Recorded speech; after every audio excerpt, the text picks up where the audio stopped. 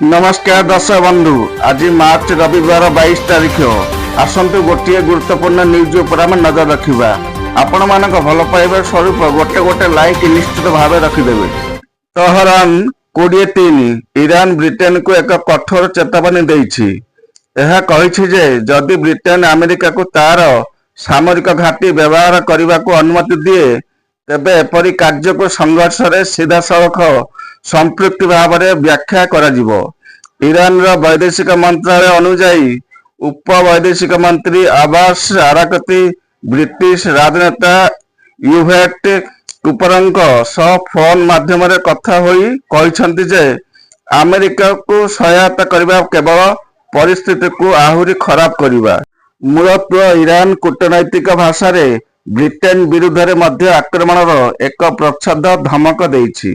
अराकती आहुरी अभियोग करिसंती जे ब्रिटेन एवं अन्य किछि यूरोपीय राष्ट्र एही विषय रे एकपाखिया मनोभाव ग्रहण करुछंती। से जुक्ति देइथिले जे इस्राएल एवं अमेरिका द्वारा करा जायथिबा आक्रमणर प्रति एही देशगुड़िक आखि बुझी दैछंती। से यह मध्य उल्लेख करछंती जे ब्रिटेन ईरान रो दक्षिण पार्श्व गैस क्षेत्र विरुद्ध रे करा जायथिबा आक्रमण को निंदा करिबारे विफल होइछि।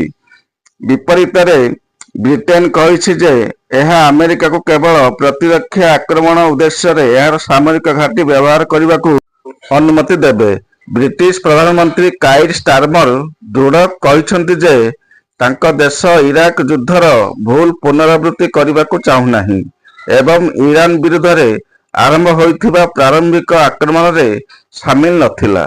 यह स्पष्ट जे अमेरिका ब्रिटेन रो आरएएफ फायरफोर्ड वायुसेना केउ मिशन परिचालना करिछि तथापि एही सुविधा रे अमेरिका सामरिक कार्यकलाप उल्लेखनीय भाव में तीव्र होइछि।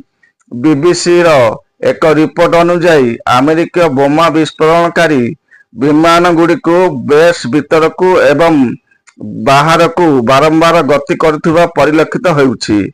संप्रति दुईटी अमेरिकीय B-52 बोमा विस्फोरणकारी विमान एही वायुसेना उड़ान करने आरंभ करथिले।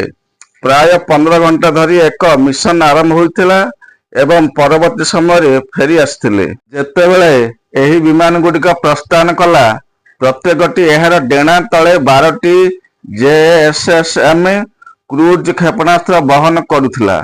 तथापि फेरिबा परे कौनसी क्षेपणास्त्र विमान सहित उल्लंघन नथिला। यह सूचाई दिए जे एही क्षेपणास्त्र गुड़ी को खर्च करा जायथिला। एही क्रूज क्षेपणास्त्र गुड़ी को एक स्थिर दूरतारू लॉन्च करने पाई डिजाइन करा जायछि।